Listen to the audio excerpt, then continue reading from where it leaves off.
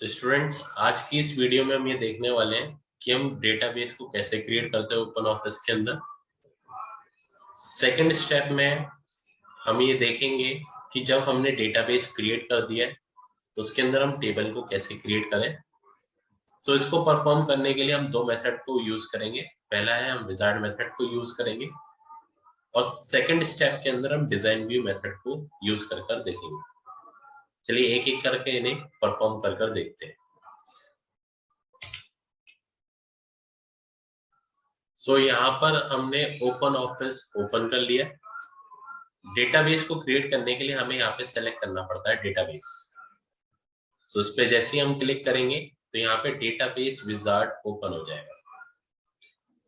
अब हमें क्या करना है, हमें नया डेटाबेस क्रिएट करना है या फिर एग्जिस्टिंग डेटाबेस को ओपन करना है या फिर कोई ऐसे डेटाबेस को कनेक्ट करना है जो कि कहीं और अवेलेबल है। सो हम बेसिकली एक नया डेटाबेस क्रिएट कर रहे हैं। देन हमें नेक्स्ट पे क्लिक करना है। हम अपने डेटाबेस को रजिस्टर करना चाहते हैं और अपने डेटाबेस को ओपन करना चाहते हैं एडिटिंग के लिए। देन इसके बाद हमें फिनिश पे क्लिक करना है। जैसे ही हम फिनिश पे क्लिक करेंगे तो यहाँ पे हमारा save as dialog box appear हो जाएगा कि हम अपने डेटाबेस को कहाँ पर सेव करना चाहते हैं। सो अभी मैं करंटली डेस्कटॉप पे लोकेशन सेलेक्ट कर लेता हूँ और अपने डेटाबेस का नेम दे देता हूँ फर्स्ट डेटाबेस और फिर इसे हम सेव कर देते हैं। ये सारे स्टेप्स परफॉर्म करने के बाद अगर आप ध्यान से देखें सो हमारा डेटाबेस क्रिएट हो चुका है। अभी यहाँ पर कोई भी टेबल अवेलेबल नहीं है। अगर आप यहाँ पर देखें, यहाँ पे हमारे पास कुछ ऑप्शंस अवेलेबल है। यहाँ पर हम टेबल क्रिएट कर सकते हैं, क्वेरीज क्रिएट कर सकते हैं, फॉर्म्स क्रिएट कर सकते हैं और रिपोर्ट्स क्रिएट कर सकते हैं। आप जो भी यहाँ पे ऑप्शन सेलेक्ट करेंगे उसके करस्पॉन्डिंग यहाँ पे टास्क चेंज होते जाएंगे। जैसे अभी सबसे पहले हमें टेबल्स को क्रिएट करना है। हमारा डेटाबेस क्रिएट हो चुका है, इसलिए अब हम टेबल्स को क्रिएट करना स्टार्ट करते हैं। सो टेबल्स को क्रिएट करने के लिए सबसे पहला मेथड हम यूज कर रहे हैं विजार्ड मेथड। सो इस पे लेफ्ट क्लिक करते हैं। जैसे हम इस पे क्लिक करेंगे तो यहाँ पे table wizard dialog box appear हो जाएगा। अगर हम यहाँ पे स्टेप्स देखें, सबसे पहला स्टेप है हमें फील्ड्स को सेलेक्ट करना है। अब यहाँ पे हमारे पास जब हम विजार्ड मेथड का यूज करते हैं तो यहाँ पर हमारे पास कैटेगरी अवेलेबल है कि हमें बिजनेस से रिलेटेड टेबल क्रिएट करनी है या कोई पर्सनल टेबल क्रिएट करनी है। और यहाँ पर हमारे पास कुछ सैंपल टेबल्स अवेलेबल है। अगर आप पर्सनल चूज करेंगे तो यहाँ पे सैंपल टेबल अवेलेबल है like accounts, addresses, authors.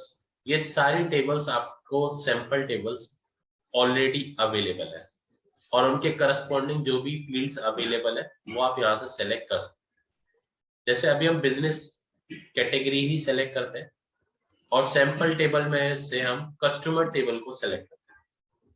So customer table के कुछ फील्ड्स यहाँ पर अवेलेबल है जैसे address, city, company name, country और ओरिजिन, कस्टमर आईडी, डिपार्टमेंट। आप जिन भी फील्ड्स को अपने टेबल के अंदर अप्लाई करना चाहते हैं उन्हें फील्ड्स को आप यहाँ से सेलेक्ट कर सकते हैं। जैसे अभी मैं कस्टमर आईडी सेलेक्ट कर लेता हूँ। तो इसको सेलेक्ट करने के लिए हमें यहाँ पे इस एरो पे क्लिक करना है। नेक्स्ट एड्रेस ले लेते हैं, कस्टमर का फर्स्ट नेम ले लेते हैं, ओके, मोबाइल नंबर ले लेते हैं। सो हम केवल 4 ही फील्ड सेलेक्ट कर रहे हैं, customer name, first name, address and then mobile number. Then हमें नेक्स्ट पे क्लिक करना है। जब हम फील्ड सेलेक्ट कर चुके हैं, अब हमारे फील्ड की टाइप क्या हो और फॉर्मेट क्या हो, सो फिर हम यहाँ से सेलेक्ट कर सकते हैं। जैसे सबसे पहला फील्ड है कस्टमर आईडी। बाय डिफॉल्ट ये इंटीजर है। अगर आप फील्ड का टाइप चेंज करना चाहते हैं तो आप यहाँ से चेंज कर सकते हैं या फिर आप फील्ड का नेम भी चेंज करना चाहें तो यहाँ से चेंज कर सकते हैं। तो यहाँ पे मैं कस्टमर आईडी की जगह कर लेता हूँ CID, या फिर शॉर्ट फॉर्म लिख देते हैं कस्टमर CUSID। फर्स्ट नेम को एज इट इज रहने देते हैं। इसका टाइप जो है वो बाय डिफॉल्ट वेरचर है। एड्रेस में देखें तो यहाँ पे बाय डिफॉल्ट क्या है, वेरचर। और मोबाइल नंबर भी बाय डिफॉल्ट क्या है, वेरचर। आप यहाँ से जो भी चेंजेस अप्लाई करना चाहें यहाँ से कर सकते हैं। फिर हमें नेक्स्ट पे क्लिक करना है। अब हमें प्राइमरी की क्रिएट करना चाहते हैं तो हम क्रिएट कर सकते हैं, ठीक है।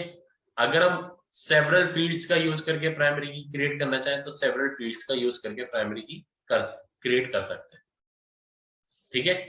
तो जैसे अभी मैं कस्टमर आईडी को यूज कर लेता हूं एज अ प्राइमरी की,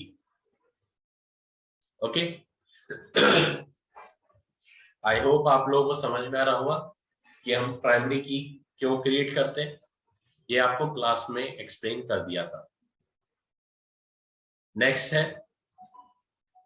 अब हमें अपनी टेबल को क्रिएट करना है, तो हमारी टेबल का नेम क्या होना चाहिए वो हम यहाँ से सेलेक्ट कर सकते हैं। जैसे अभी हमें कस्टमर्स टेबल क्रिएट करनी है, तो यहाँ पे हम टेबल का नेम भी कस्टमर्स ही प्रोवाइड कर रहे हैं। अब हम करना क्या चाहते हैं, टेबल को क्रिएट करने के बाद डेटा इंसर्ट करना चाहते हैं, या फिर टेबल को मॉडिफाई करना चाहते हैं, या फिर फॉर्म क्रिएट करना चाहते हैं। हम यहाँ से जो भी स्टेप परफॉर्म करना चाहते हैं यहाँ से सेलेक्ट कर सकते हैं। सो टेबल जस्ट क्रिएट होने के बाद हम डेटा को इंसर्ट करना चाहते हैं, इसलिए हमने इस ऑप्शन को सेलेक्ट करा हुआ है। और हम फिनिश ऑप्शन पे क्लिक करते हैं। जैसे ही आप फिनिश पे क्लिक करेंगे तो ये ध्यान से देखिए, फर्स्ट डेटाबेस हमारा डेटाबेस का नेम है, उसके कस्टमर टेबल के अंदर हम यहाँ पे अपने रिकॉर्ड को एंटर कर सकते हैं, ओके। तो यहाँ पे हम कोई भी रिकॉर्ड एंटर कर देते हैं, लाइक कस्टमर आईडी 1 दे देते हैं, फर्स्ट नेम कुछ भी दे देते हैं, Neeraj, address XYZ, mobile number XYZ2। I hope आप लोगों को समझ में आया होगा कि कैसे हमने रिकॉर्ड को एंटर करा। सिंपली उसी मैनर में रिकॉर्ड को एंटर कराएं जैसे आप अपने स्प्रेडशीट के अंदर मींस एक्सेल के अंदर रिकॉर्ड को एंटर कराएं। और फिर इसे सेव करने के लिए आप यहाँ पे क्लोज पे क्लिक करेंगे। अब यहाँ पे आपका एक डायलॉग बॉक्स अपीयर हुआ है। यहाँ पे आपसे क्वेश्चन पूछा जा रहा है कि आपने करंट रिकॉर्ड को चेंज करा है, तो आप उसे सेव करना चाहते हैं। अगर आप उसे सेव करना चाहते हैं तो यस पे क्लिक करिए, अदरवाइज नो पे क्लिक करेंगे तो वो आपका रिकॉर्ड सेव नहीं होगा। सो हम यस पे क्लिक कर देते हैं। सो सक्सेसफुली हमने एक टेबल क्रिएट कर दी है, कस्टमर्स टेबल, और ये टेबल हमने विजार्ड का यूज करके क्रिएट कर। नेक्स्ट पे हम डिजाइन व्यू का यूज कर रहे हैं। अब हम नेक्स्ट टेबल क्रिएट कर रहे हैं, एम्प्लॉय टेबल, और अब हम डिजाइन व्यू का यूज करके देखते हैं। सो डिजाइन व्यू का यूज करने के लिए जैसे ही हमने डिजाइन व्यू पे क्लिक करा, सो अब हमें फील्ड नेम और फील्ड टाइप खुद मैनुअली प्रोवाइड करने पड़ते हैं। सो जैसे मैं सबसे पहला फील्ड नेम देता हूँ TMP ID। फील्ड टाइप आप जो भी प्रोवाइड करना चाहें यहाँ से प्रोवाइड कर सकते हैं। सो करंटली अभी मैं न्यूमेरिक सेलेक्ट कर लेता हूँ, या फिर न्यूमेरिक की भी फर्दर कैटेगरी है इंटीजर, ओके। सो हम इंटीजर को सेलेक्ट कर लेते हैं। अगर आप इस फील्ड से रिलेटेड कोई भी डिस्क्रिप्शन प्रोवाइड करना चाहते हैं तो आप यहाँ पे प्रोवाइड कर सकते हैं। This field is used to store the employee ID। Next field name employee name, field type varchar ही रहने देते हैं। आप जो भी डिस्क्रिप्शन प्रोवाइड करना चाहिए यहाँ से प्रोवाइड कर सकते हैं। नेक्स्ट हम दे देते हैं मोबाइल नंबर, ओके। उसका भी टाइप हम वेरचर ही रखते हैं। अगर आप यहाँ पे ध्यान से देखें, आप जो भी फील्ड टाइप यहाँ पे सेलेक्ट कर रहे हैं तो उसके करस्पॉन्डिंग यहाँ पे कुछ फील्ड प्रॉपर्टीज शो हो रही है। आप ऑटोमेटिक वैल्यू प्रोवाइड करना चाहते हैं तो आप यहाँ से सेलेक्ट कर सकते हैं यस और नो। सो आप जो भी मॉडिफिकेशंस यहाँ से अप्लाई करना चाहें यहाँ पे अप्लाई कर सकते हैं। आप अगर फील्ड सेलेक्ट करेंगे वेरकेयर तो उसके करस्पॉन्डिंग फील्ड प्रॉपर्टीज थोड़ी डिफरेंट होगी। आई होप आप लोगों को समझ में आ रहा होगा कि आप जो भी डिफरेंट टाइप का फील्ड सेलेक्ट करेंगे उसके करस्पॉन्डिंग जो फील्ड प्रॉपर्टीज होगी वो डिफर करेंगे। सो हम यहाँ पे वापस से इंटीजर को सेलेक्ट कर लेते हैं और ऑटो वैल्यू को हम यस कर देते हैं। सो इसका बेनिफिट क्या होगा कि हमें मैन्युअली एम्प्लॉय आईडी को प्रोवाइड करने की जरूरत नहीं पड़ेगी, वो फील्ड में डेटा ऑटोमेटिकली इंसर्ट अपने आप होता जाएगा बाय DBMS। ओके, अब इस एम्प्लॉय आईडी को हमें प्राइमरी की असाइन करनी है। अगर आप इसे असाइन नहीं करेंगे मींस जब आप इस टेबल को सेव करेंगे, ठीक है, सो टेबल का नेम आपसे पूछा जाएगा। जैसे मैं यहाँ पे एम्प्लॉय टेबल लिख देता हूं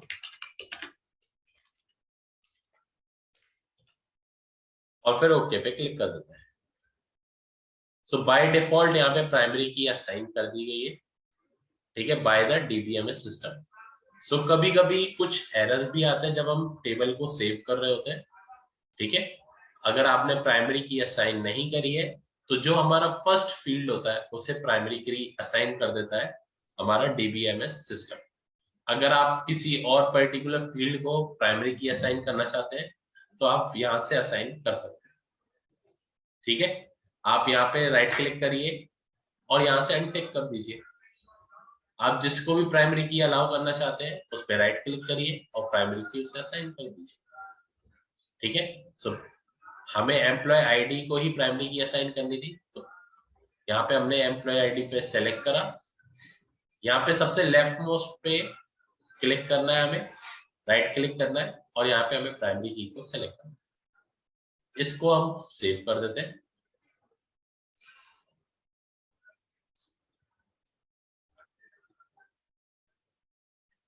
सेव कर देते हैं और इसे हम क्लोज कर देते हैं।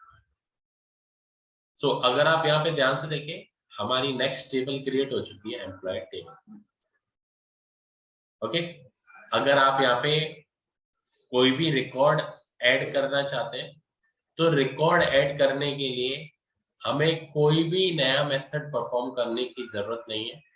जहां पर भी आपकी ये टेबल्स अवेलेबल है, आप जिस भी टेबल में रिकॉर्ड एंटर करना चाहते हैं उस टेबल को सेलेक्ट करिए और उस पर डबल क्लिक कर दीजिए। सो आपकी ये टेबल ओपन हो जाएगी। जैसे आप स्प्रेडशीट के अंदर टेबल्स डेटा को एंटर करते हैं, सेम उसी मैनर में आप यहाँ पर भी रिकॉर्ड को एंटर कर सकते हैं।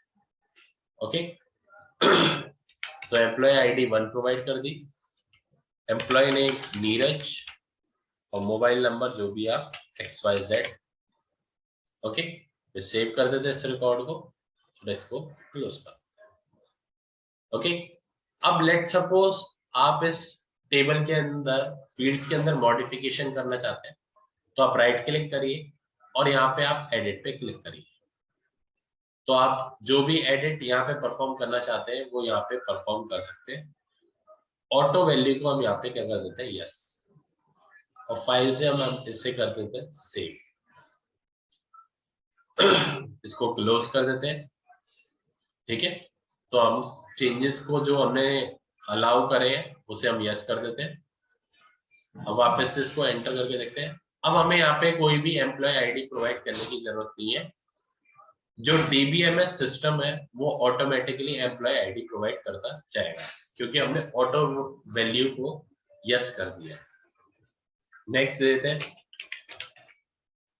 शुभम और कोई भी एड्रेस प्रोवाइड कर देते हैं ASDFG।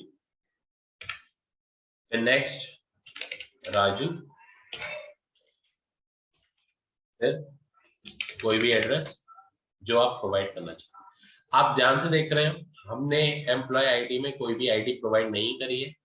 ये आईडीज ऑटोमेटिकली जनरेट हो रही है और ये आईडीज DBMS सिस्टम प्रोवाइड करता जा रहा है। ओके, सो आई होप आप लोगों को समझ में आया होगा कि कैसे हम रिकॉर्ड को एंटर कर सकते हैं किसी भी टेबल के अंदर। ओके, सो आज के लिए इस वीडियो को हम यहीं पे स्टॉप करते हैं। इस वीडियो में हमने देखा कि कैसे हम डेटाबेस को क्रिएट करते हैं, डेटाबेस को क्रिएट करने के बाद टेबल्स को कैसे क्रिएट करते हैं। फर्स्ट स्टेप में हमने विजार्ड का यूज करके देखा और सेकंड मेथड के अंदर हमने डिजाइन व्यू मेथड को यूज करके देखा। So thank you.